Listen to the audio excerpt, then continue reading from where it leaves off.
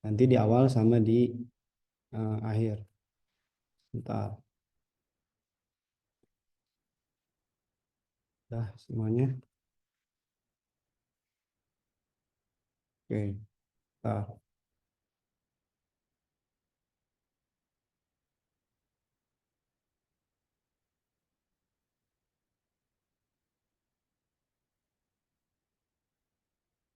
Oke, paling nanti di terakhir di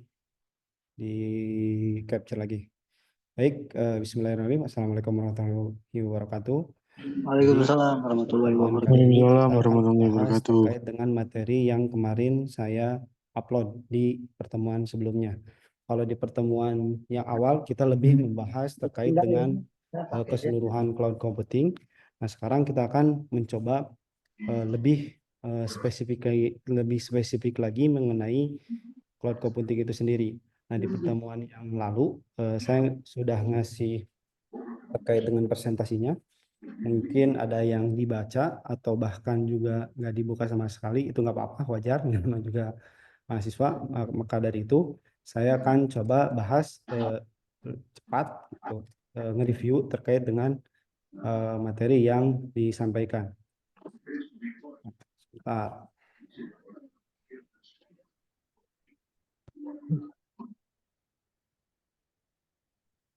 Nah, di pertemuan kali ini kita coba membahas terkait dengan model arsitektur cloud. Nah, di antaranya itu yang pertama, tujuan daripada materi ini yaitu memahami apa infrastruktur as service, kemudian platform as service, kemudian software as service. Kemudian di sini menjelaskan model cloud itu ada privat, public, hybrid, dan community. Kemudian selanjutnya mengidentifikasi elemen arsitektur cloud. Jadi di pertemuan pertama di awal sebenarnya sudah dibahas, itu cuma apa namanya intro. Nah, sekarang lebih dipertajam lagi karena yang sempat saya sampaikan, yang namanya kita itu sebagai mahasiswa bukan hanya sekedar sebagai pemakai, tapi tahu arah gimana caranya vendor-vendor yang ada sekarang itu bisa ngebuat ide, ngebuat sebuah apa namanya, membuat sebuah bisnis di bidang cloud. Baik, di sini model layanan cloud itu saya ulang, di sini ada infrastruktur as service, kemudian platform as service, kemudian software as service. Nah, kalau di pertemuan yang lalu kita analogikan infrastruktur as service itu sebagai mobil. Nah, mungkin saya analogikan lagi bagi teman-teman yang baru di dunia IT, mungkin ada yang sudah berkecimpung di dunia IT, tapi kita sama ratakan saja. Jadi biar sama-sama tahu. Jadi kalau infrastruktur as service itu diibaratkan, kalau kita analogikan itu sebagai sebuah sini apartemen,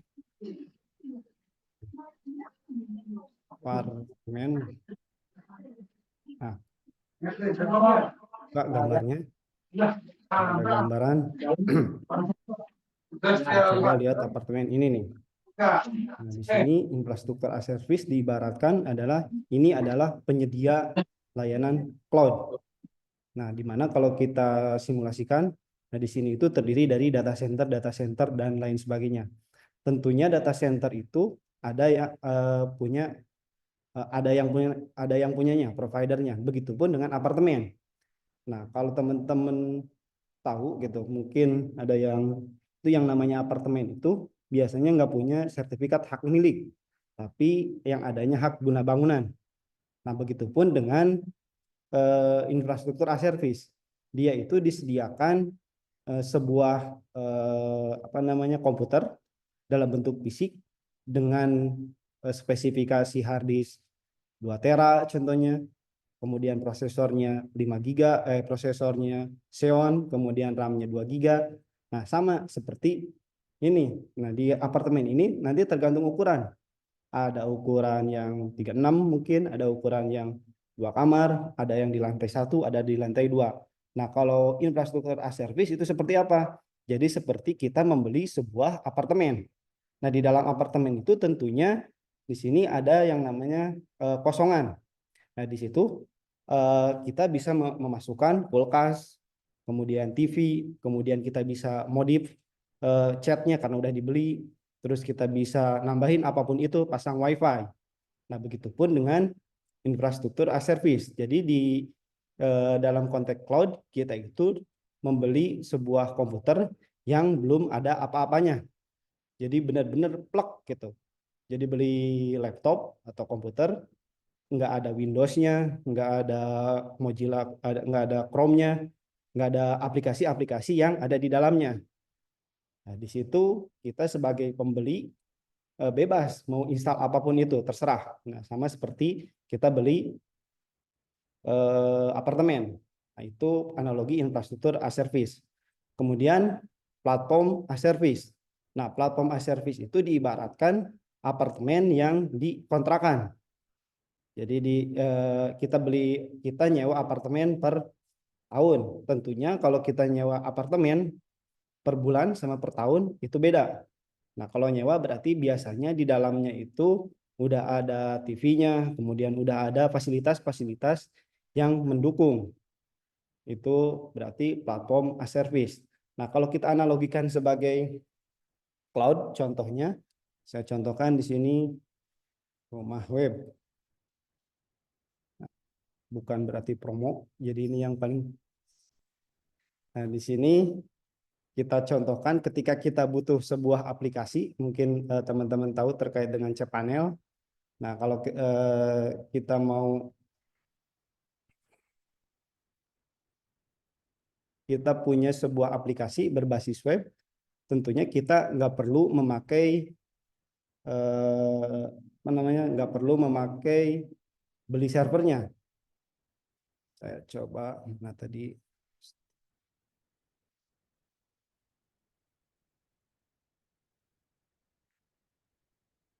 nah kita nggak perlu membeli sebuah server karena kebutuhan kita hanya untuk eh, aplikasi berbasis web. Sini File Manager. Ini bisa di back. Oke, jadi ngomongin platform as service, berarti segala sesuatunya itu sudah diinstal, disediakan oleh penyedia. Nah, diantaranya kalau kita lihat contoh platform as service, ini contohnya cPanel. Nah, cPanel itu sendiri gunanya buat mengupload aplikasi berbasis web, di mana ini kayak Apache-nya, kemudian library-nya itu udah diinstal sama penyedia. Ini kalau cPanel berarti udah diinstal sama rumah webnya, kemudian library-nya udah diinstal juga. Kita tinggal simpan di aplikasi ini. Contoh ini cPanel, jadi kita tinggal simpan hasil codingan kita ke sini, kemudian tinggal buka akses ininya, akses domainnya.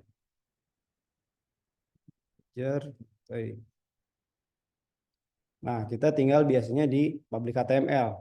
Ini disimpannya seperti itu. Simpan di public HTML, kemudian tinggal di drag ke sini. Jadi kalau tadi itu infrastruktur as service berarti kita harus menginstal dulu Apache-nya. Seperti itu. Kemudian sekarang software as service. Nah, software as service diibaratkan kita tadi kalau kita analogikan kepada kita di sini mana ya? Apartemen. Nah, kalau kita analogikan lagi ke apartemen, nah infrastruktur as service itu seperti apa? Kalau infrastruktur as service diibaratkan kita itu nyewa apartemen harian. Jadi jelas kapan mau check in-nya, kemudian kapan mau check out-nya. Kemudian kalau di luar jam sesuai kesepakatan maka kena charge gitu. Yang namanya nyewa berarti harian itu kita nggak bisa ngapa-ngapain gitu. Tuh, nggak bisa diapa-apain, apalagi diambil si fasilitasnya, sudah jelas. Karena dia itu cuma kebutuhannya buat menginap, kemudian nggak terlalu lama. Itu terkait dengan infrastruktur as service. Nah, tadi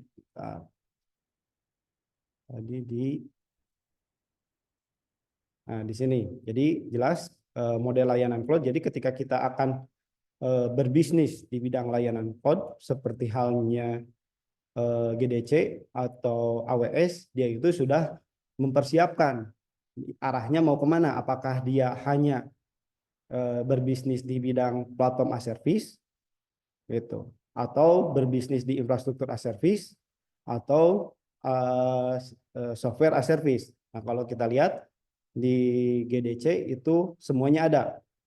Mau infrastruktur as service ada, dia nyediain servernya. Mau platform as service ada, maupun infrastruktur as service. Sini. Ini contoh-contohnya kemarin infrastruktur as service tadi udah saya bilang, kemudian platform as service ini contoh Google App Engine, kemudian Heroku. Kemudian ini kelebihannya platform as service mempercepat time to market. Ini teori-teorinya, tapi secara pemahaman tadi saya analogikan kepada sebuah apartemen, kurang lebih seperti itu. Nah, di sini software as service, kemudian setelah kita tahu apa aja teknologi yang digunakan oleh cloud, berarti bukan teknologi. Setelah kita tahu bisnis apa aja yang ada si pembuat cloud, tentunya kita sebagai ceritanya ingin mengcopy bisnis tersebut, kita harus tahu sebenarnya teknologi yang dipakai oleh Google Cloud, AWS, kemudian Alibaba Cloud itu seperti apa teknologi yang dipakainya. Di sini tentunya ada jenisnya, ada public cloud. Nah, di sini teorinya cloud di mana seluruh infrastruktur dimiliki dan dikelola oleh penyedia layanan cloud pihak ketiga dan disediakan digunakan bersama-sama. Ini public cloud, berarti contohnya Google Cloud tadi AWS. Jadi disediakan bersama-sama. Kemudian ada yang namanya private cloud. Jadi private cloud itu kita itu punya server sendiri, kemudian diakses sendiri, nggak diperjualbelikan. Contoh di yang ini. Nah, ini berarti ini salah satu contoh. Ini salah satu contoh platform apa namanya private cloud, di mana ini hanya bisa diakses oleh ITTS, nggak dikeluarin. Nah, sebenarnya konsepnya sama. Kalau yang cloud itu ininya dikeluarin, dijual belikan. Ini contoh private cloud. Nah, kemudian di sini yang selanjutnya adalah hybrid cloud.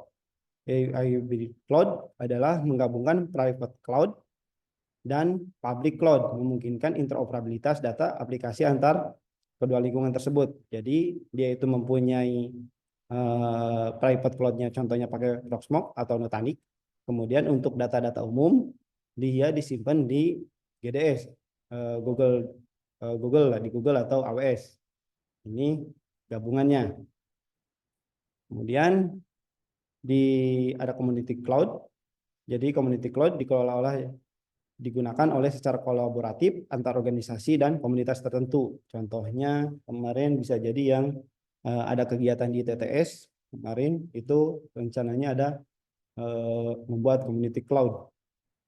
Nah, itu jadi ada ketika kita berbicara teknologi yang dipakai, kemudian kita arahnya mau kemana? Apakah mau membuat public cloud yang mau dijual belikan, atau cuma buat internal perusahaan kita? Seperti itu. Jadi kalau si softwarenya itu hanya diakses, berarti diakses oleh internal, jadi udah jelas itu hanya private cloud. Nah, tapi kalau untuk diperjualbelikan itu public cloud. Simple sebenarnya. Secara apa namanya? Secara teks itu sudah memajukan. Nah, sekarang kita berbicara arsitektur cloud computing. Nah, nanti kita masuk lebih dalam. Sebenarnya apa arsitektur yang dibuat ada di cloud itu? Nah, di sini ada contoh di sebelah kanan. Di sini ada front end, itu biasanya end user, di mana front end user itu ada laptop, kemudian handphone, ada tablet, atau ada bebas di sini. Kemudian dari end user ini mengakses sebuah aplikasi melalui internet atau pakai API.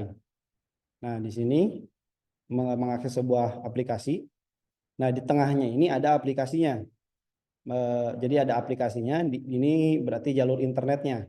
Dari handphone, laptop, diakses melalui internet. Nah, langsung keluar aplikasinya. Nah, aplikasinya ini di sini ada terdiri daripada komputer, kemudian bisa jadi ada API, kemudian di sini ada database-nya. Bentar.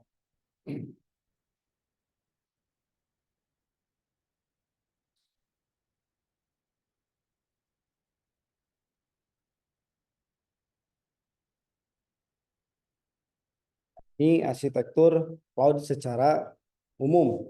Jadi ada handphone, kemudian ada koneksi internet, kemudian di sini ada aplikasi yang diakses oleh device tersebut.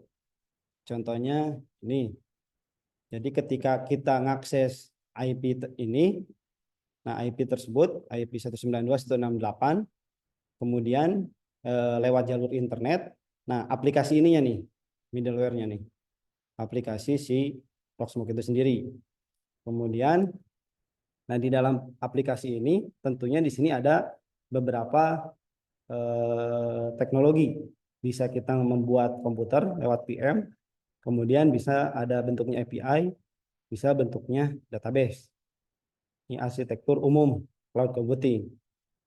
Nah, setelah itu kita berbicara terkait dengan front end. Apa itu front end? Nah, di sini nah kita bedah lagi. Front end itu di mana antar muka web browser. Jadi bertugas mengirimkan permintaan menerima data cloud. Contohnya webmail, client backup, dan aplikasi dashboard. Di sini front end itu berarti yang kita akses sekarang. Bisa bentuknya lewat browser atau aplikasi mobile, atau kalau kita main game online itu berarti front end. Jadi aplikasi yang terlihat di user bagian sini. Kemudian selanjutnya adalah tadi front end. Yang selanjutnya adalah back end. Itu cloud side. Nah, di sini tentunya ada yang namanya server cloud, kemudian ada database-nya, kemudian ada mesin virtualnya, ada penyimpanan datanya. Nah, di sini tempat seluruh proses pemeriksaan dan penyimpanan dilakukan. Kemudian di sini menyediakan layanan seperti compute, storage, dan networking. Ini tapi tampilan backend-nya ini hanya bisa diakses oleh penyedia cloud. Di sini. Ini media cloud. Kemudian balik lagi ke sini. Di sini ada backend manajemen. Nah, bisa jadi di belakang ini itu, nah aplikasi yang tampil di layar ini itu ada beberapa aplikasi yang terintegrasi. Nah, kita contohkan di sini ketika teman-teman mengakses lewat aplikasi tadi, aplikasi apapun itu, kemudian masuk ke tampilan awal. Nah, di sini ada backend yang mengintegrasikan antara database, komputer, dan service lainnya.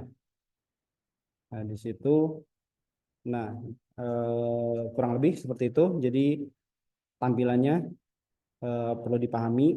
Jadi yang namanya cloud itu keseluruhan ada device, kemudian jalannya untuk aksesnya tergantung mau pakai, intinya ada koneksi jaringan, kemudian ada aplikasinya. Di dalam aplikasi di sini ada yang buat nambah-nambahin komputernya.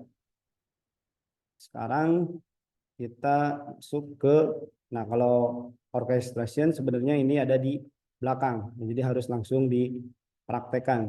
Nah, ini terus di sini security monitoring, kemudian studi kasus ini contoh. Jadi contoh kalau teman-teman itu ngelihat aplikasi Netflix, ini saya sumbernya dari internet. Jadi aplikasi Netflix itu, nah kita ngelihat sebuah aplikasi Netflix di browser atau di aplikasi, Nah, di dalamnya itu si Netflix itu nyewa untuk penyimpanannya. Jadi nyewa di Amazon EC2, jadi menjalankan instant computer encoding video dan backend service. Ini jenisnya, namanya.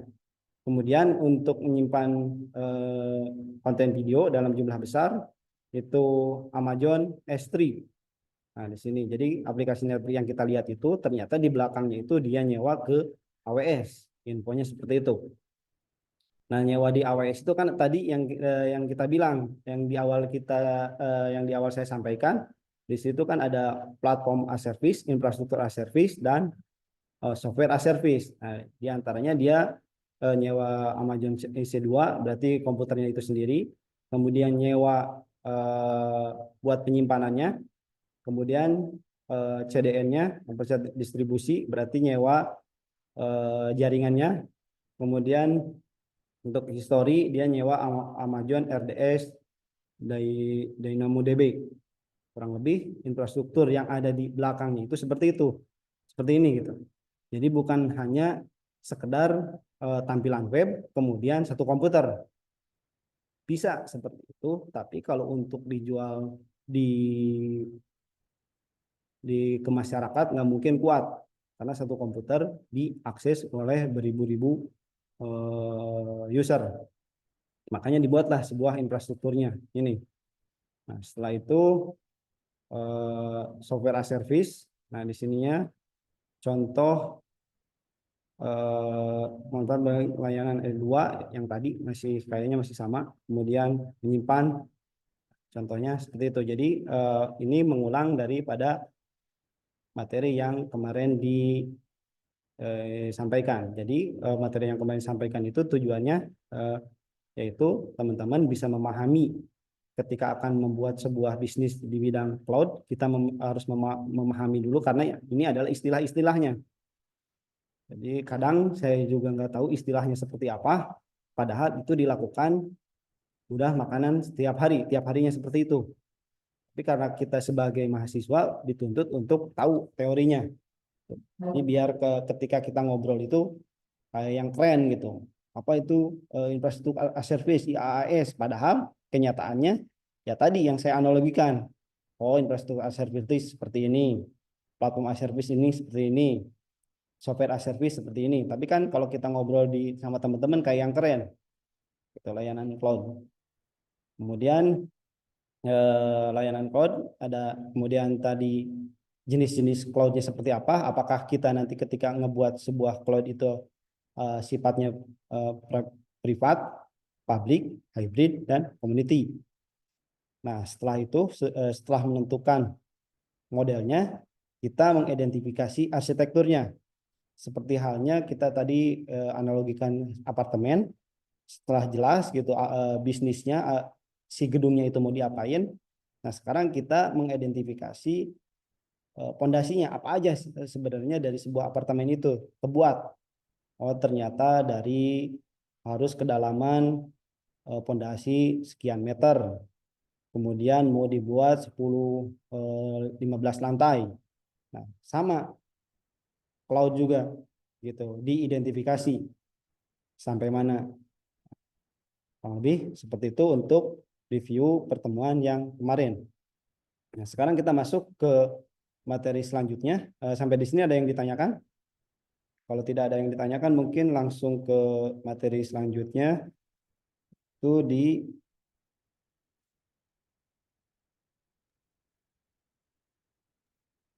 Pak, yang di LMS video buat pertemuan ini nanti tanggal diedit 9, ya. Pak. Saya lupa lagi. Sekarang masuk di temuan yang hari ini terkait dengan konsep dasar virtualisasi. Nah, saya share dulu ininya.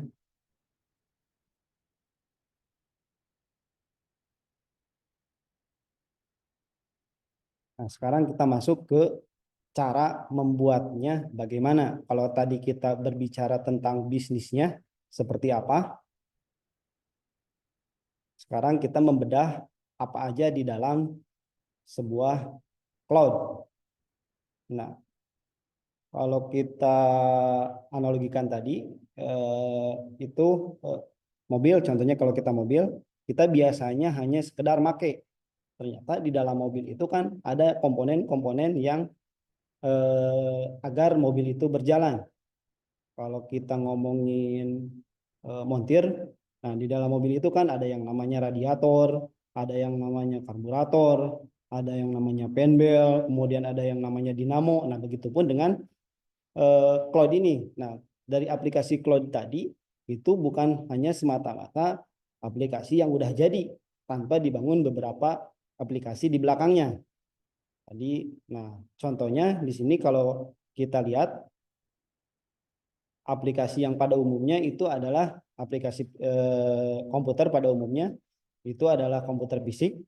Komputer itu sendiri biasanya diinstal OS, bisa jadi Linux, bisa jadi Windows, bisa jadi Linux server, bisa jadi macOS server. Nah, kalau di dalam cloud itu beda cerita. Nah, kalau di dalam cloud itu dari hardware-nya diinstal sebuah aplikasi. Aplikasi ini gunanya untuk membuat sebuah komputer-komputer yang seolah-olah kalau diakses di luar itu ada beberapa komputer. Tapi pada dasarnya komputer itu hanya satu. Nah, di sini disebutnya hypervisor. Ini hypervisor tipe 1. Ini pada umumnya ini. Kemudian seiring berjalannya waktu, teknologi berkembang, jadi konsep virtualisasi itu ada dua sekarang. Jadi bahkan ada tiga nanti kalau kita ngomongin terkait dengan virtualisasi aplikasi. Sebentar.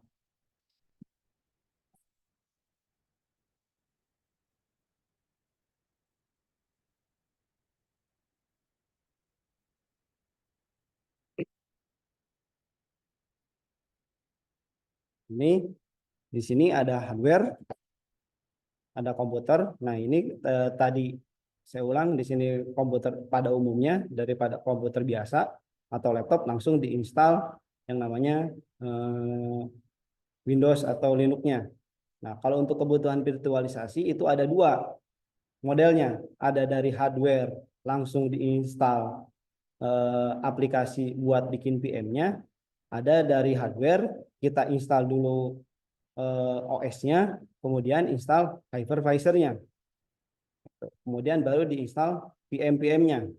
Nah, kalau kita analogikan di sini hardware komputer, jadi biasanya kan kita langsung install ulang Windows-nya, tapi kalau si user tahunya jadi gitu, tahunya pas beli laptop udah ada yang namanya komputer, udah ada OS-nya laptopnya. Tapi kalau kita ngerakit komputer biasa dari mulai eh, beli CPU-nya, beli apa-apanya itu pasti kosongan. Maka dari itu diinstallah sebuah hypervisor. Jadi langsung install hypervisor ini. Jadi nggak bisa langsung hypervisor ini gunanya buat memvirtualisasikan komputer-komputer beberapa komputer. Nah, kalau yang kedua ini biasanya ini digunakan di ketika kita praktek dengan hardware terbatas. Gimana caranya biar kita ngebuat sebuah komputer tanpa beli gitu contohnya.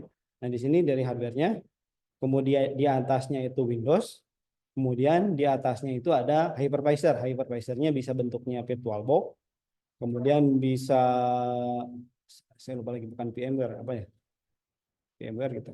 VMware bisa jadi VMware, kemudian di atas VMware ada yang OS-OS-nya.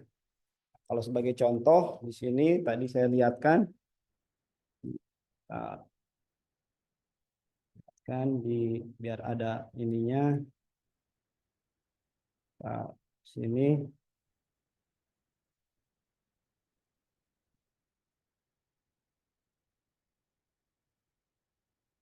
gimana ya?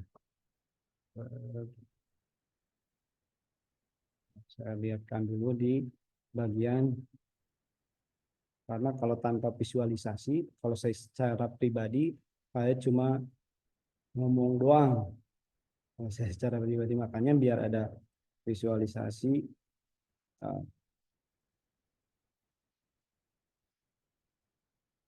di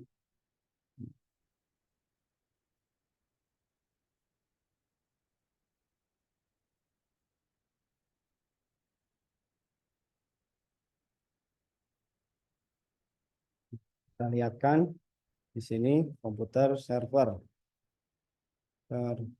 Server.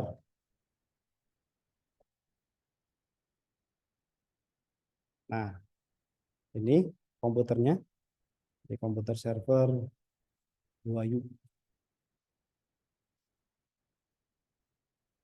Nah, ini fisik hardware-nya. Nah, dari fisik ini itu langsung diinstal yang namanya tadi apa namanya hypervisor. Kalau yang konteks kedua, contoh hypervisor-nya adalah ini. Jadi dari komputer langsung diinstal fisiknya pakai hypervisor, contohnya Proxmox. Kemudian kalau yang berbayar atau yang udah jadi itu ada yang namanya Nutanix atau ada jenis lainnya. Nah, di sini kemudian tadi mana gambarnya?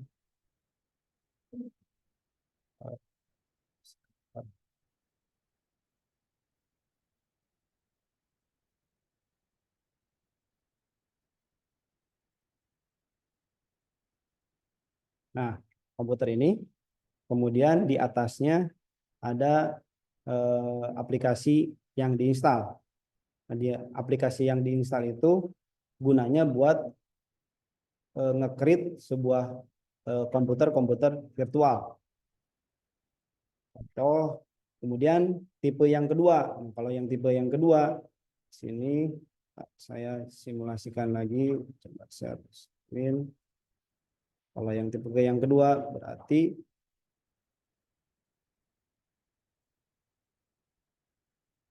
tipe yang kedua ini sama. Nah, tipe yang kedua saya install hypervisor. Jadi komputernya yang ini yang saya pakai. Kemudian setelah komputernya yang dipakai, diinstallah sebuah hypervisor. Nah, hypervisor ini sama di sini, klik new, masukkan namanya, kemudian pilih OS-nya apa. Kebetulan saya nggak ada OS-nya. Kemudian tipenya apa, Windows, Linux, Solaris, BSD. Kemudian versinya apa. Nah, di sini nanti ditentukan. Nanti ditentukan RAM-nya berapa, 2 GB, kemudian bootnya lewat mana, ke hard disk, kemudian display monitornya perkira 128, nah storage-nya sini, kemudian networknya dan lain sebagainya. Di sini di setting terkait dengan komputernya. Nah, kapan ini dibutuhkan? Jadi balik lagi kepada kebutuhan. Nah, biasanya kalau saya secara pribadi butuh ini tuh ketika punya aplikasi laptop saya itu Windows, ketika dibutuhkan software sistem operasi Linux daripada saya beli gitu, daripada beli komputer khusus Linux atau diinstal Linux, mending saya bikin aja seolah-olah punya komputer software Linux gitu. Seperti yang kita ketahui gitu, kalau Prof Ono kan biasanya pakai Linux, kalau kita sedangkan punyanya punyanya cuma Windows. Nah, kalau diinstal ulang Linux berabe gitu, masih kurang pas, makanya dibutuhkanlah ini buat biar bisa mengikuti perkuliahan contohnya. Terus ada yang namanya AI, biasanya jalannya di Linux. Nah, pakailah ini gitu. Ini untuk virtualisasi. Tapi kalau punya budget lain biar bisa diakses di mana-mana, berarti kita beli yang namanya di tempat lain. Tadi contoh AWS, kemudian Google, kemudian Alibaba Cloud, banyak sebenarnya penyedia lainnya. Bisa jadi mungkin ke depannya ada penyedia lainnya. Seperti itu. Balik lagi ke materi tadi, materinya. Nah, di sini hypervisor, jadi hardware-nya, kemudian diinstal, tadi hardware-nya isinya diinstal, kemudian ada OS-OS-nya. Ini konsep dasar virtualisasi. Nah, dari sini kita bedah lagi apa sebenarnya yang kenapa si komputer bisa ngebuat komputer lagi. Itu mungkin timbul pertanyaan. Dulu ketika saya belum belajar itu bingung kok itu bisa di dalam komputer ada komputer lagi. Nah, tentunya itu nggak jadi tiba-tiba. Nah, di dalamnya itu seperti halnya ada virtualisasi yang terhubung. Nah, kalau kita dalam kehidupan sehari-hari atau dalam komputer kita, diibaratkan kalau di komputer kan Windows biasanya ada drive D, ada drive C. Itu seolah-olah ada dua komputer, ada dua apa namanya dua harddisk. Padahal itu hanya satu harddisk dibagi dua partisi. Jadi ketika kita install di C, maka data D nggak hilang. Nah itu sebenarnya virtualisasi juga dalam dalam skop kecil, virtualisasi storage berarti di sini. Nah, di sini itu sebenarnya kalau punya kadang kita punya kalau yang namanya cloud dibalik kita itu punya harddisknya maksimal biasanya kan kalau nggak salah 1 tera atau 2 tera lah kurang lebih nggak nyampe satu device itu kalau yang saya tahu nggak ada yang namanya 200 tera gitu. Nah bisa jadi ketika cloud itu seolah-olah harddisknya itu bisa jadi secara tampilan properties gitu itu terlihat beratus beribu-ribu tera itu jadi beribu-ribu tera itu ada virtualisasinya. Nah kalau kita bicara masuk kepada server virtualisasi, jadi virtualisasi server adalah proses mempartisi satu server fisik menjadi beberapa server virtual. Jadi server fisiknya server yang tadi fisik dirubah seolah-olah menjadi beberapa fisik komputer. Itu berarti disebut server virtualisasi server. Nah, kemudian ada yang namanya virtualisasi desktop. Mungkin timbul pertanyaan, virtualisasi server virtualisasi dan virtualisasi desktop bedanya apa? Kan sama-sama virtualisasi. Jawab itu beda. Kalau server virtualisasi berarti dari mulai fisik, itu bagaimana caranya server tersebut bisa menjadi beberapa server. Berarti itu disebutnya virtualisasi server. Nah, kalau virtualisasi desktop, nah berarti ngomongin dalamannya.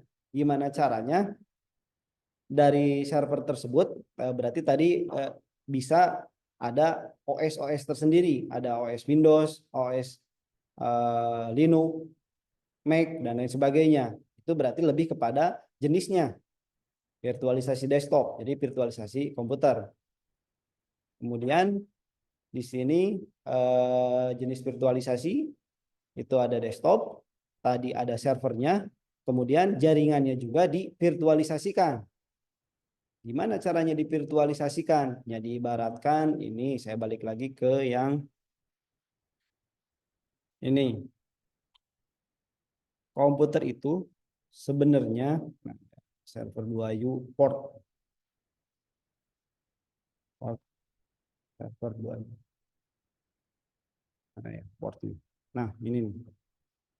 Nah, secara fisik komputer ini hanya memiliki 2 LAN. Nah, kemudian ketika kita ngebuat blok-blok di sininya, server-server di dalamnya secara logik itu ada tentunya pasti ada yang namanya LAN-nya, jaringannya. Karena sini LAN network. Nah, di sini saya contohkan komputer ini. Nah, saya coba. Nah, komputer ini memiliki 1, 2, 3, 4, 5, 6. Seolah-olah komputer ini memiliki 5 LAN card, 5 jaringan. Nah, kalau yang komputer ini yang kedua, ini sama 5. Ada yang baru. Nah, ini baru cuma 1. Jadi ini disebutnya virtualisasi network, seolah-olah ada networknya. Nah, kalau di manualnya itu ada yang namanya VLAN lah, virtualan. Jadi kalau diakses dari luar seolah-olah itu ada 2, padahal itu hanya 1. Mungkin itu virtualisasi network. Jadi virtualisasi yang pertama si aplikasi ininya sendiri, yang kedua virtualisasi komputernya, desktopnya, yang ketiga tadi virtualisasi networknya. Jadi semuanya itu divirtualisasikan, virtual. jadi tidak nyata networknya. Itu. Kemudian mana tadi virtualisasi network, kalau secara teori yang independen ini memungkinkan pengaturan dan pengolahan jaringan secara virtual tanpa menyentuh perangkat keras fisik secara pembagian bandwidth menjadi beberapa channel. Ini teorinya. Tapi kalau yang tadi di sini ini wujudnya. Di sini adalah wujud IP aslinya adalah 192.168.250.64. Ini server fisiknya. Ini alamat server fisiknya. Nah, untuk alamat virtualnya ini ada 25066, ada 67, ada 68, ya tergantung kita mau ngasih IP berapa. Tapi yang jelas ini itu hanya network virtual, bohongan. Yang aslinya adalah yang ini. Itu virtualisasi network. Kemudian ada virtualisasi penyimpanan. Nah, masih kita ngebahas isian dari virtualisasi, sebenarnya apa aja. Nah, berarti penyimpanan. Penyimpanan tadi kalau kita analogikan, virtualisasi penyimpanan seperti di komputer itu ada, bisa jadi di laptop itu ada 3 drive D atau drive, ada A, B, C, D, biasanya sampai kalau kapasitasnya gede. Nah, itu disebut virtualisasi storage. Nah, dibalik kalau yang cloud itu dari banyak menjadi satu. Nah, di sini menggabungkan beberapa perangkat penyimpanan fisik menjadi satu unit penyimpanan virtual yang dapat dikelola secara terpusat. Kita lihat di sini yang ini berarti contoh. Nah, di sini ada kebetulan ini cuma satu hardware, satu hard disk. Nah, nanti mungkin udah sholat maghrib saya lihatkan yang ini biar ada visualisasinya yang Nutanix. Ini masuk ke virtualisasi storage. Nah, mungkin kita break dulu sebentar, nanti kita lanjutkan lagi di jam 18.20.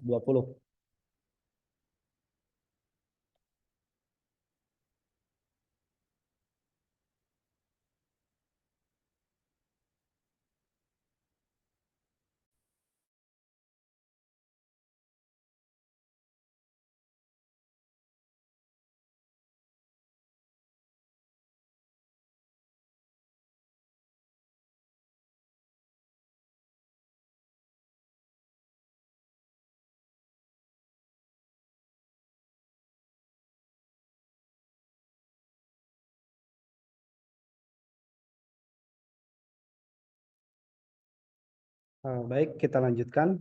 Tadi kita berbicara terkait dengan sekedar review. Jadi cloud computing itu terdiri dari beberapa virtualisasi. Jadi segala sesuatunya itu divirtualkan. Dari mulai servernya divirtualisasikan, kemudian dari desktopnya divirtualisasikan, kemudian networknya juga dibuat virtualisasi seolah-olah ada network tersendiri.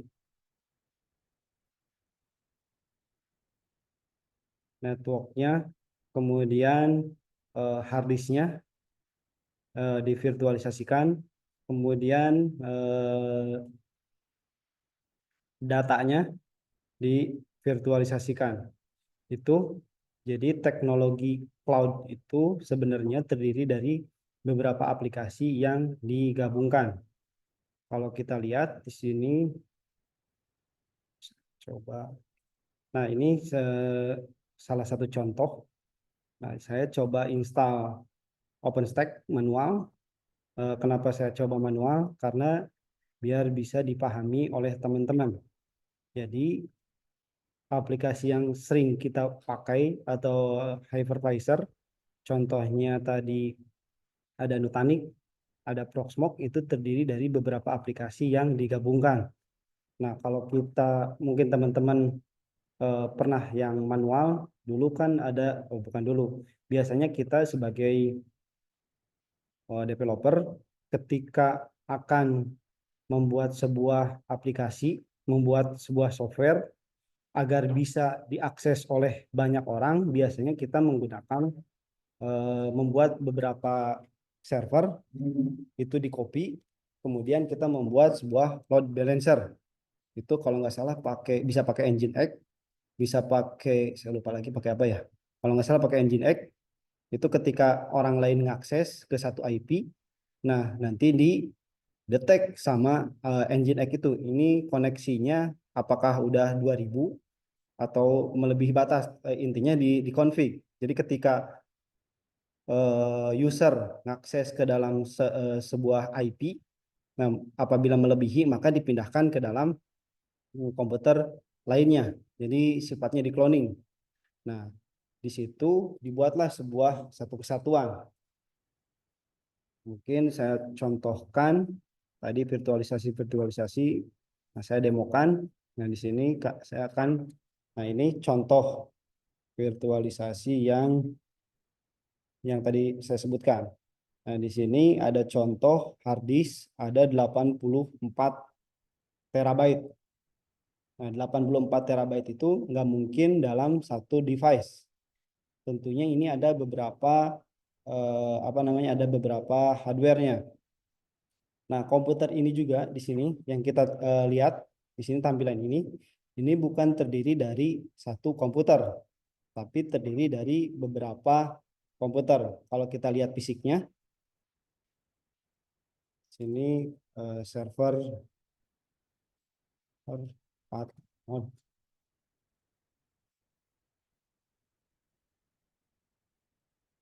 Nah, yang kita lihat ini adalah server terdiri dari 4 hardware. Nah, 4 hardware atau bahasa kerennya gitu. Kalau bahasa orang teknis itu ada berapa node? Ada 4 node, ada 3 node. Nah, 3 node itu sebenarnya ada 3 fisik.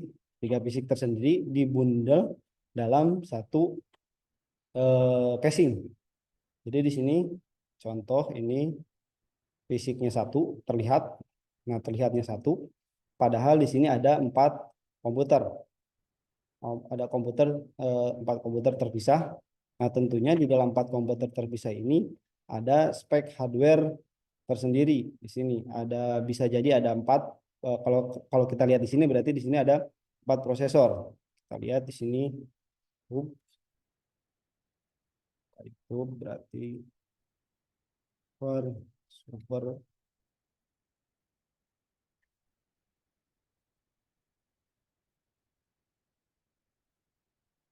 tadi saya per 4 node.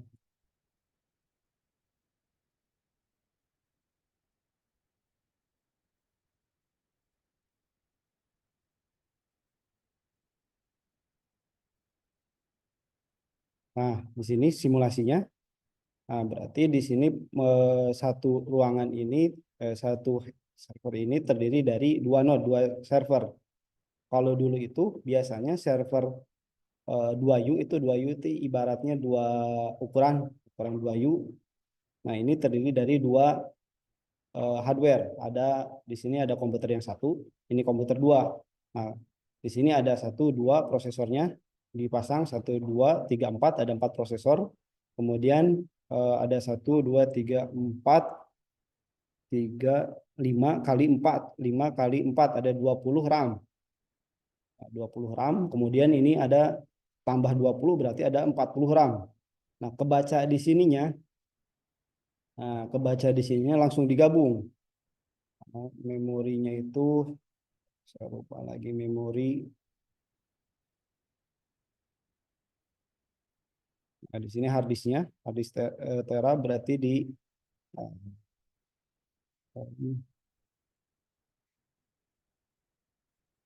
CPU-nya ada 400 sampai 400 GHz. Kemudian cluster memorinya ini kepake 28%. Kemudian di sini modelnya. Nah, di sini tadi kalau kita ngomongin virtualisasi, itu ada virtualisasi storage, virtualisasi hard disk. Nah, ini virtualisasi hard disk. Ini kalau kita lihat diagram tabelnya terdiri dari 40 terabyte. bukan 40 tera, baru kepake. Cara ngebacanya di sini physical ininya 86 tera. Nah, 86 tera. Kemudian kalau kita lihat di sininya terdiri dari beberapa komputer yang digabungkan. Nah, ini virtualisasi storage. Kemudian virtualisasi network. Nah, kita simulasikan. Nah, di dalam sebuah server komputer hypervisor, ini tadi bisa bentuknya Nutanix atau Proxmox. Saya contohkan ini Nutanix, yang penting kita tahu konsepnya. Perkara nanti ada jenis nama aplikasinya, kita kalau udah tahu konsepnya tinggal mengikuti. Sini ada beberapa contoh, ada beberapa server. Ini berarti ada virtual PM, saya lihatin. Nah, di sini ada berapa? 1, 2, 3. Ada banyak. Kemudian network. Nah, ini komputer ini kegabung punya networknya, kegabung ke cluster sini. Jadi dari ini terlihat visualisasinya. Nah, ini dari 4 node ini. Nah, ini 1, 2, 3, 4 masuk ke cluster yang ini, hostnya.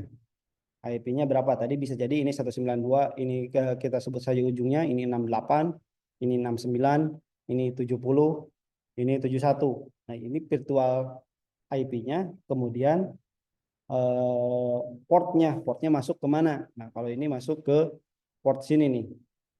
Connected-nya masuk ke yang 25 GHz, ini masuk ke ETH2. Kemudian untuk yang PM selanjutnya, yang 3 PM masuk ke host ini. Tadi kan kita sebut ada, kalau kita lihat contoh di sini di 4 node server, cari yang 4 node.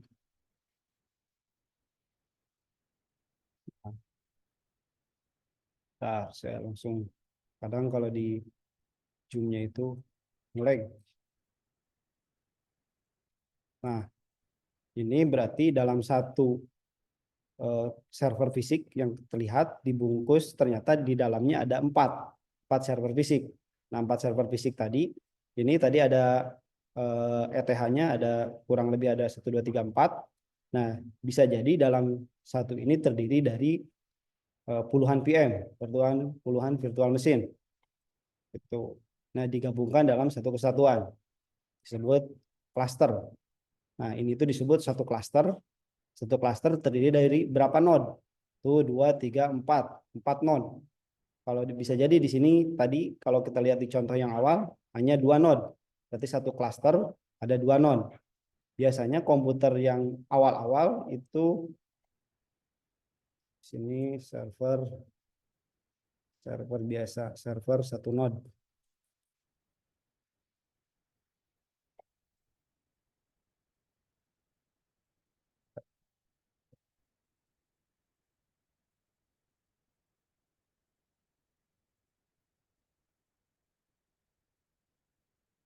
Coba.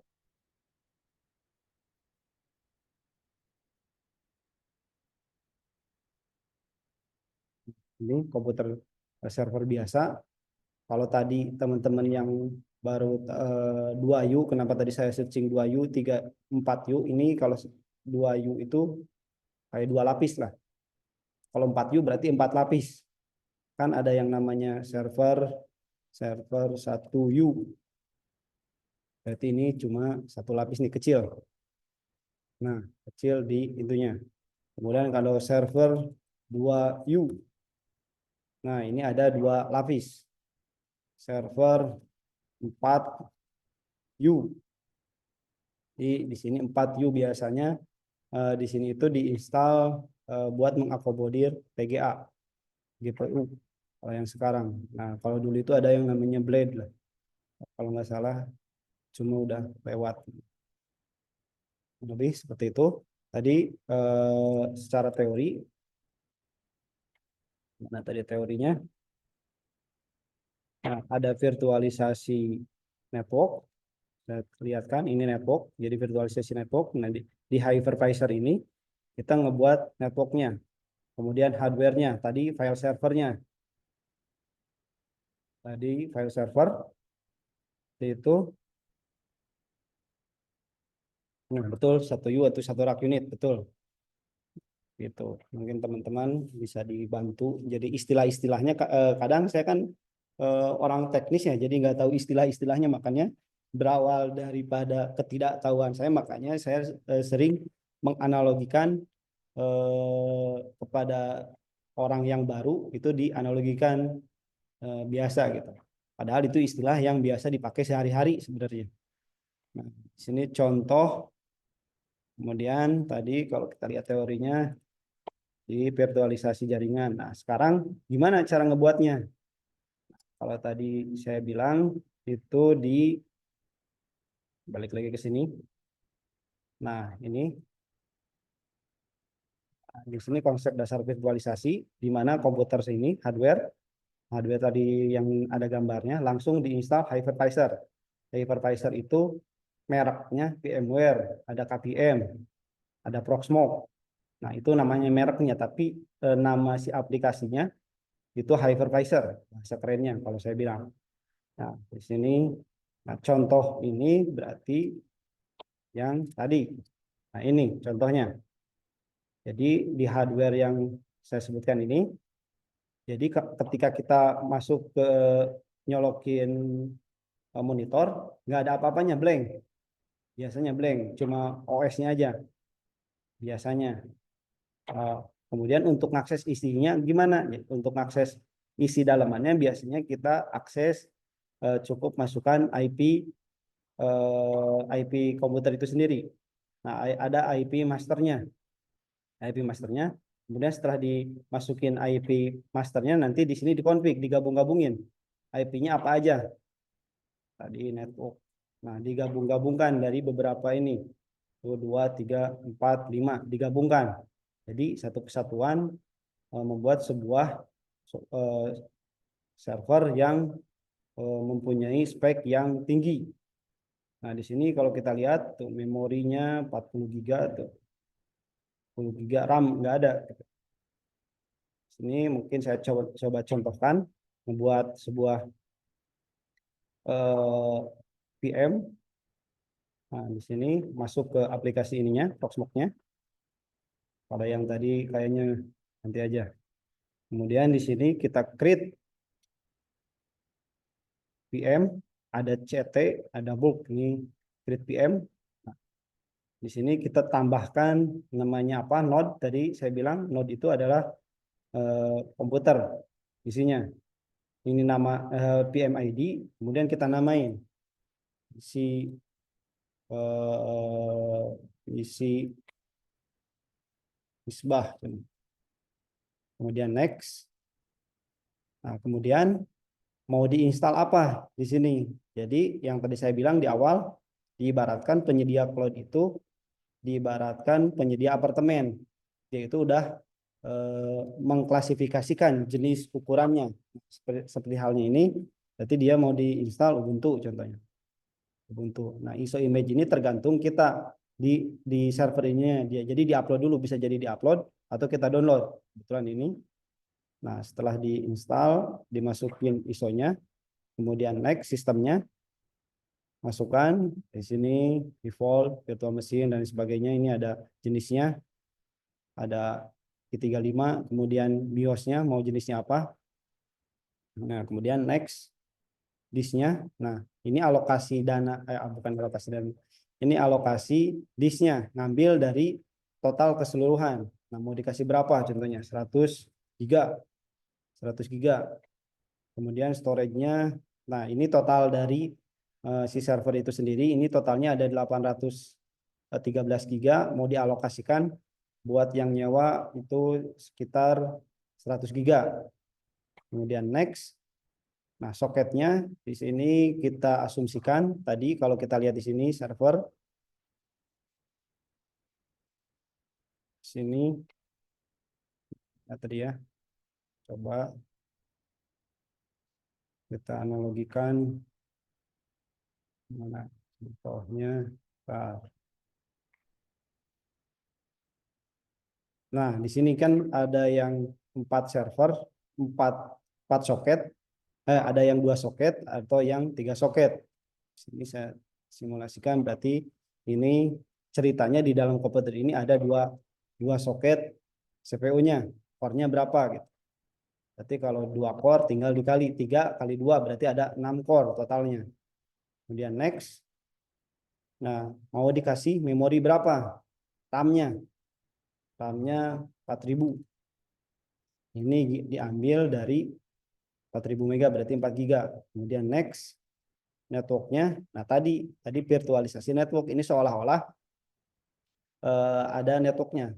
Biar nyambung keluar, jadi di bridge. Mungkin orang-orang network lebih paham di bridge. Kemudian next. Kemudian di sini ada spesifikasinya. Ini 3 core, kemudian CPU-nya ini OS-nya Ubuntu, memori dan lain sebagainya. Kemudian klik finish. Ini proses, oke. Hasil. Ini masuk ke konsol. Kemudian klik no. Jadi ini seolah-olah di dalam komputer ada komputer lagi. Install seperti biasa.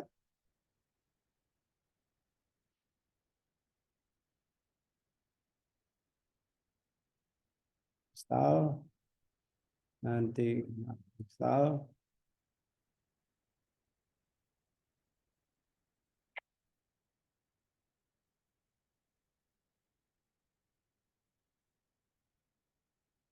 Ya, tunggu. Ini lebih cepat dibanding kita nginstal yang komputer biasa. Karena sebenarnya pada dasarnya komputer ini spesifikasinya tinggi. Makanya gitu. Nothing. Next. Kita tunggu. Dibanding dengan kita langsung install ke komputer yang biasa. Anggap berarti kita lagi mencoba mempraktekkan infrastruktur as service. Jadi Misbah contohnya butuh komputer yang bisa diakses. Tapi di dalamnya itu saya mau install lama, saya mau install ini, berarti kita sebagai penyedia menyiapkan ininya. Biasa install next terus, next aja lah biar cepat. Next. Without. Next aja nanti tinggal di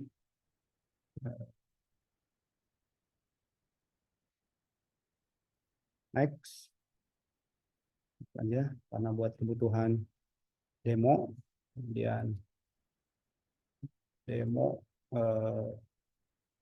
IAAS server name-nya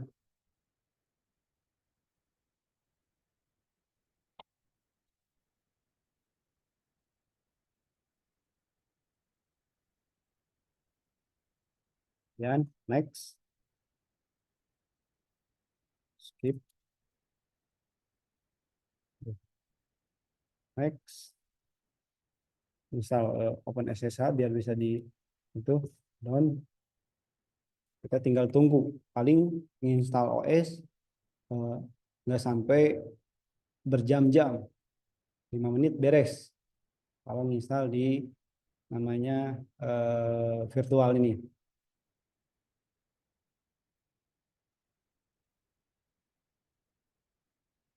Lebih seperti itu. Ini contoh yang infrastruktur as service. Nah, sekarang mau install di jenis yang ini nih. Mungkin kalau ada yang ditanyakan boleh sambil jalan. Nah, ini kita lagi yang ini nih. Dari hardware, hypervisor, baru yang ini. Ada yang ditanyakan atau yang mau sharing-sharing terkait dengan cloud ini? Nah, sekarang kita masuk ke yang ini. Virtual. Nah, ini berarti kalau kita lihat lagi. Nah, hardware, komputer itu sendiri, OS-nya, kemudian hypervisor. Berarti di atas OS. Nah, di sini sama ini juga. Nah, di sini cuma nggak bisa didemoin. Ini berarti saya apply aja yang ini. Bentar.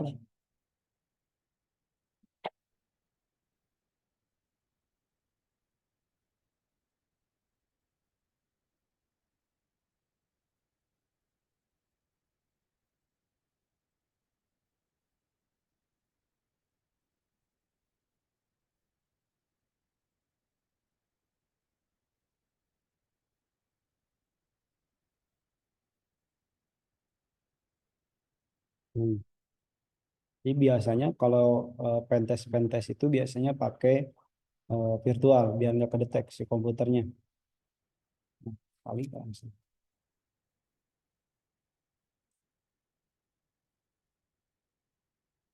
Nah, ini udah jadi komputer tersendiri.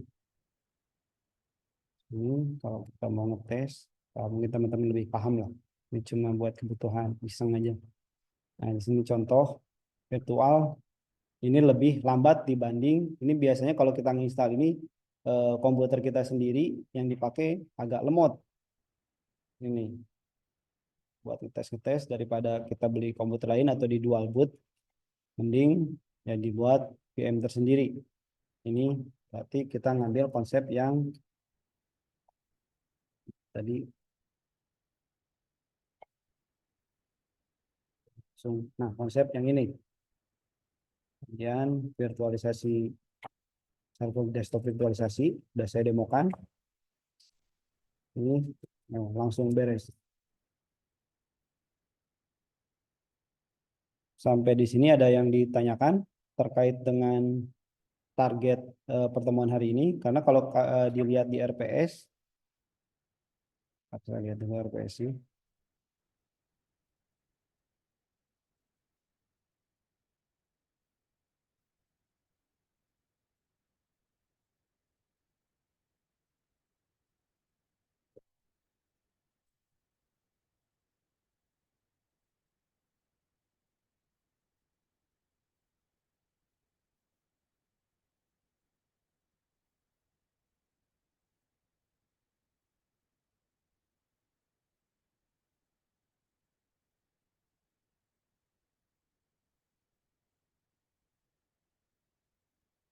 Terus,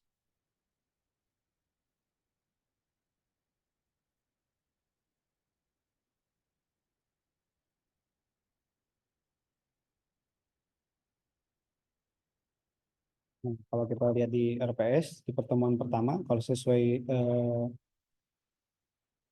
RPS di sini pertama kita mengetahui cloud secara keseluruhan di pertemuan pertama kemarin dibaca, kemudian arsitektur. Nah, pada pertemuan tadi kemarin materinya, kemudian kita bahas lagi. Nah, setelah tahu jenis-jenisnya, kemudian teknologi virtualisasinya. Teknologi virtualisasi tadi apa aja, kemudian sebenarnya masuk ke kontainer. Kontainer itu kalau tadi kita ngomongin virtualisasi virtualisasi mesin. Nah, ini ngomongin virtualisasi aplikasi. Nah, kalau kita lihat perbedaannya, virtualisasi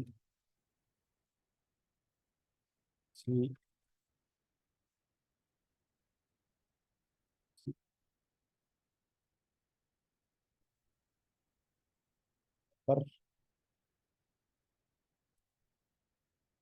sebenarnya yang virtualisasi itu bukan hanya Docker, tapi yang paling populer saat ini adalah Docker. Nah, bedanya apa? Virtualisasi yang tadi di awal sama virtualisasi aplikasi.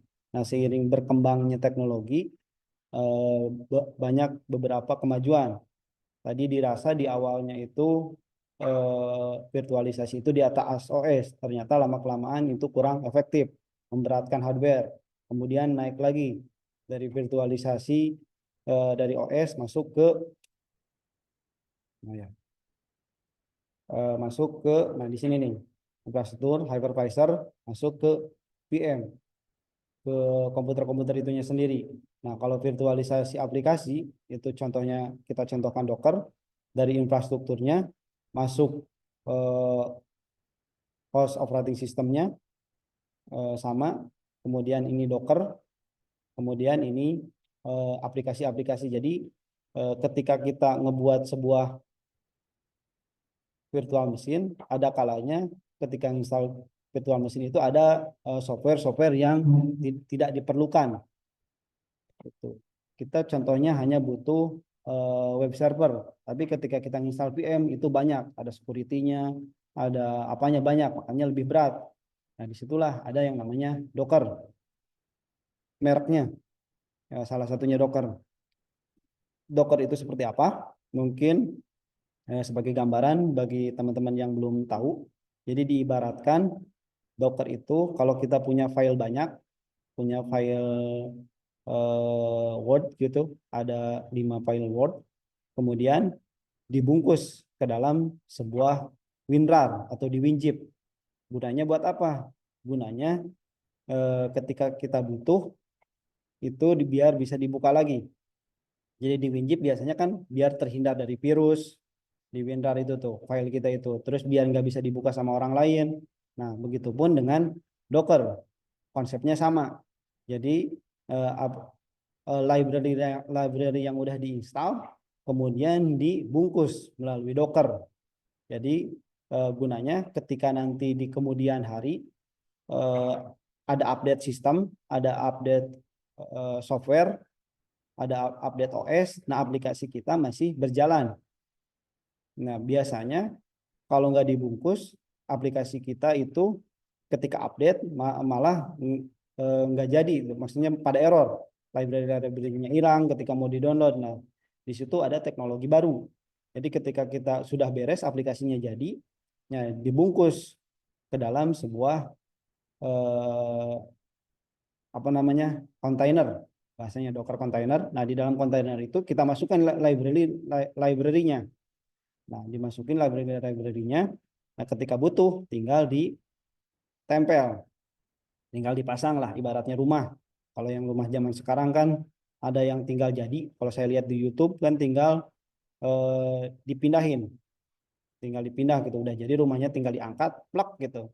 Jadi nggak perlu ngelihat lagi bahan-bahannya gitu. Seperti itu gambaran umum terkait Docker.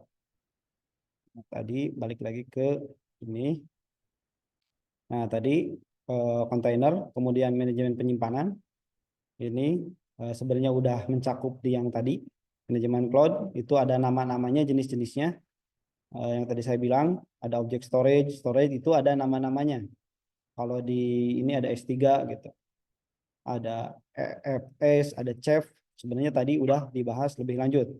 Kemudian networking dalam cloud. Ini ada VPN, SDN, Open Switch, Load Balancer. Jadi semakin ke pertemuan terakhir lebih mendalami terkait teknisnya, cara ngebuatnya. Kalau di awal gelondongan, kemudian ini bisnisnya, kemudian ini apa aja yang biasa dipakai, kemudian teknologinya dibedah, dari teknologinya dibedah, kemudian aplikasi di belakangnya ini apa, kemudian dari mulai manajemen penyimpanannya, networkingnya, apa aja jenis-jenisnya, kemudian baru di sini ngomongin yang udah dipakai sekarang, itu baru nanti di UTS kurang lebih seperti itu di UTS.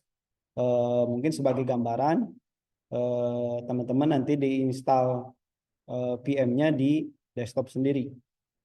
Nah, sebagai gambaran, jadi targetnya virtualisasi dari ini. Jadi implementasi dari beberapa teori ini dibentuknya membuat sebuah virtualisasi VM. Nah, di situ masuk lebih spesifik. Nah, gimana kita cara ngebuat sebuah VM-nya? Kita contohkan OpenStack.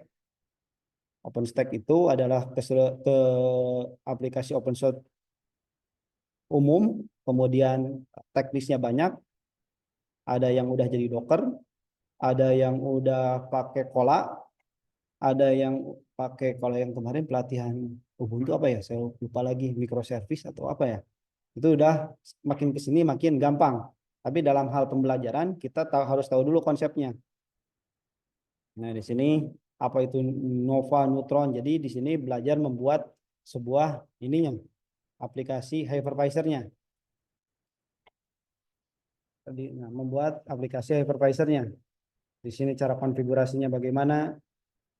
kemudian cara menggabungkannya seperti apa, developmentnya seperti apa. Nah, di sini output di akhir teman-teman bisa ngebuat sebuah hypervisor. Contoh menggunakan OpenStack.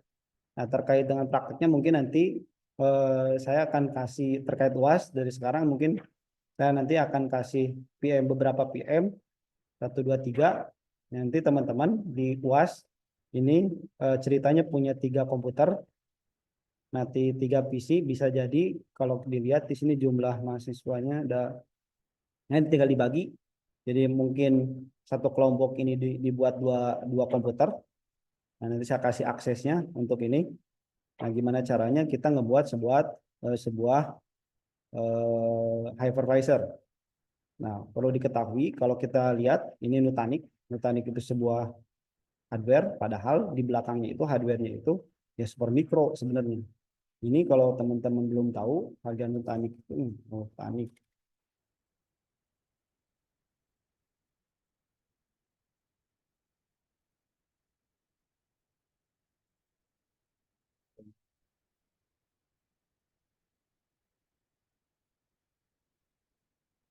Oh, Nutanix. Nutanix.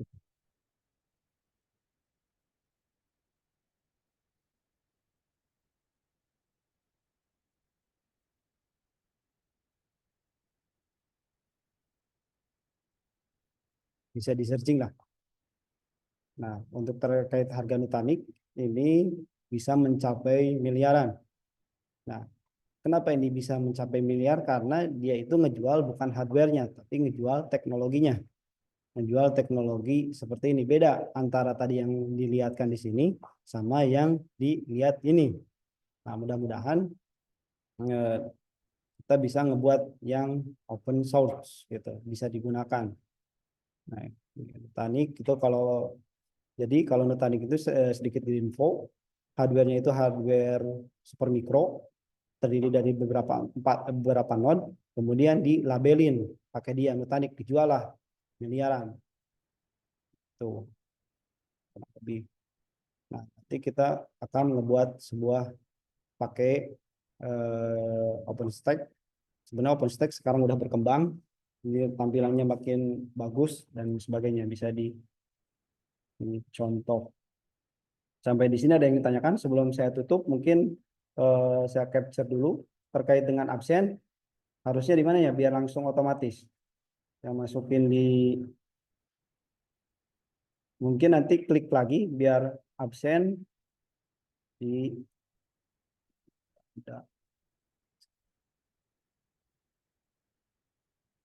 pertemuan 5 ya.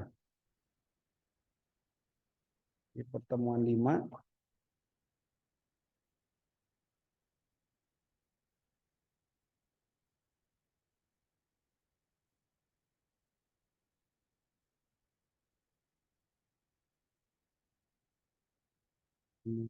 Jadi, saya lihat dulu kehadiran.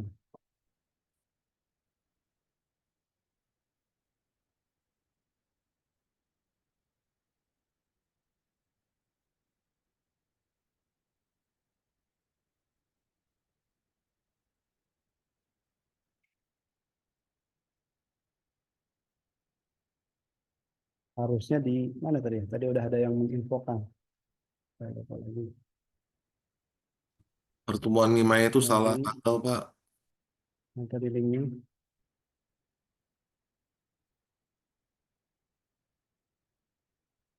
Paling nanti saya update lagi di kehadirannya. Teman-teman bisa besok atau itu saya buka di kehadirannya, nggak ditutup. Jadi nanti untuk update kehadiran tinggal klik lagi Zoom-nya, nanti keluar lagi buat ngupdate kehadiran.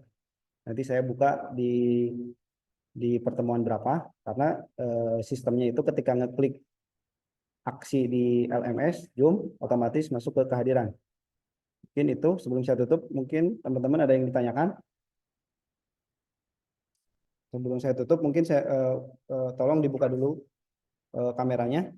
Ini yang tadi yang pertama udah, sekarang yang kedua udah siap. Pak, izin lagi di Oke, ini berarti belakang, slide Pak. pertama dari Pak Nggak Purba bisa buka kamera, Pak. sampai di sini Willy. Jadi Iya. Purba ke kanan ke kanan itu Pak Dimas, ke bawahnya itu Chandra, ke kirinya Willy. Saya capture dulu. Izin Pak, nggak bisa buka kamera Pak, lagi di belakang.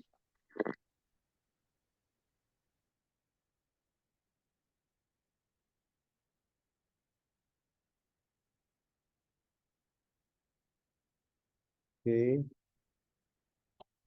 Terus yang kedua, nanti Aditya Firman sampai di tengah, kemudian paling ujung Susilo. Oke, kemudian tab ketiga Sahrul, paling bawah Nur Rahman. Devin, oke, terima kasih. Mungkin untuk pertemuan hari ini saya cukupkan. Terima kasih banyak atas perhatiannya. Mohon maaf atas segala kekurangannya. Mudah-mudahan apa yang saya sampaikan di pertemuan ini menjadi sedikit wawasan untuk teman-teman bisa lebih mendalami lagi terkait dengan apa yang saya sampaikan. Karena ilmu itu sebenarnya untuk di era saat ini gampang. Cuma kita itu tinggal nyari clue-cluenya aja. Bisa jadi barangnya sama, contohnya searchingnya di Google-nya sama, tapi hasilnya berbeda tergantung clue-clue yang kita sampaikan. Mungkin mudah-mudahan apa yang saya sampaikan bisa menjadi clue untuk teman-teman biar bisa eksplor lebih dalam. Terima kasih banyak. Saya tutup. Wassalamualaikum warahmatullahi wabarakatuh. Waalaikumsalam warahmatullahi wabarakatuh. Waalaikumsalam. Selamat.